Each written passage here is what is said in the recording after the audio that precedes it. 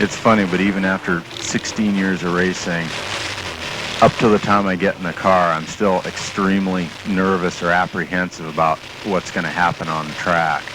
But once you get seated in the car and belted in, and the engine gets started especially, all that evaporates, and all you're thinking about is getting the car set up for the start of the race, and kind of going over a game plan as to what you hope your ideal first lap's going to be. Once you get going here on the pace lap, the main goal is to get the tires warmed up, and you do that by weaving the car around the track, which scrubs the tires in and builds up heat. And you need that because the tires are cold because they've been sitting, and when you go into the first turn after the green flag, the cold tires could cause you a lot of trouble. So the main goal here is just to weave the car around and get some heat in the tires.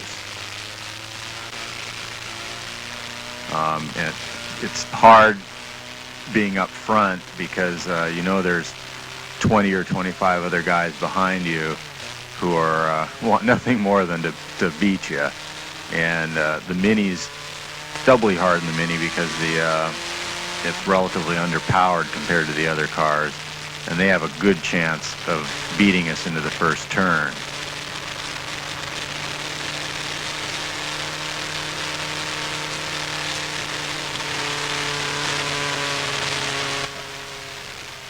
Your hope is that when the green flag falls, that you are able to out-react your opponents and get a little bit of a jump on them, and hopefully that'll overcome their excess power, and you can beat them into the first turn. Once again, number 77, taking back. Peterson is the one who's supposed to be setting the pace. Number 77, testing him a little bit. Obviously, with the 3.5 second vault in qualifying, 77 wanted as good of a jump as he could get. And luckily there, I was able to do that. I came down for a slow start, got on the throttle early, and was able to out-jump him and stayed ahead. The car went real well through turn one, and I was able to pull out a couple car lengths of an advantage. And with the tight corners coming up, basically that was it. I was able to pull out a little advantage, and coming up on the back straight, I was far enough ahead that they weren't able to get by me. And once I could complete one lap in the lead and get under the bridge turn, unless the car broke, I knew we had it made.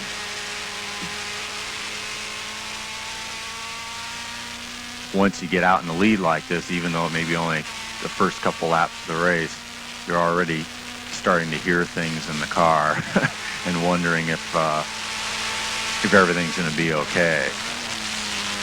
When you're racing hard with somebody and you have somebody right on your bumper, you don't even think about those things. You're just concentrating on your driving. But when you have a big lead, you start daydreaming and thinking about other things, and you have to force yourself to concentrate on the job at hand.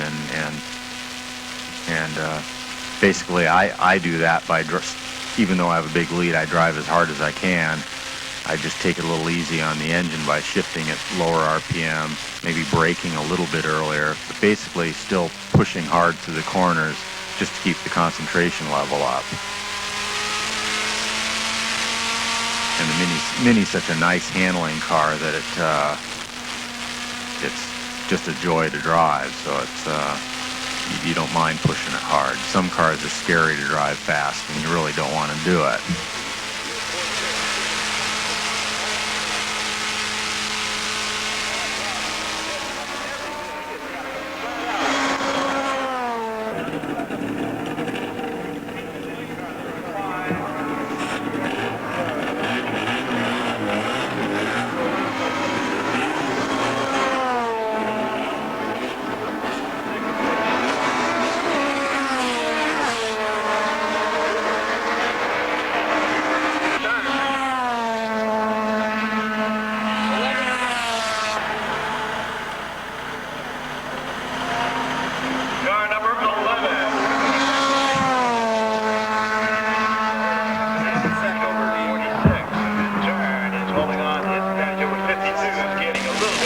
Here we are coming down the hill at the end of the race.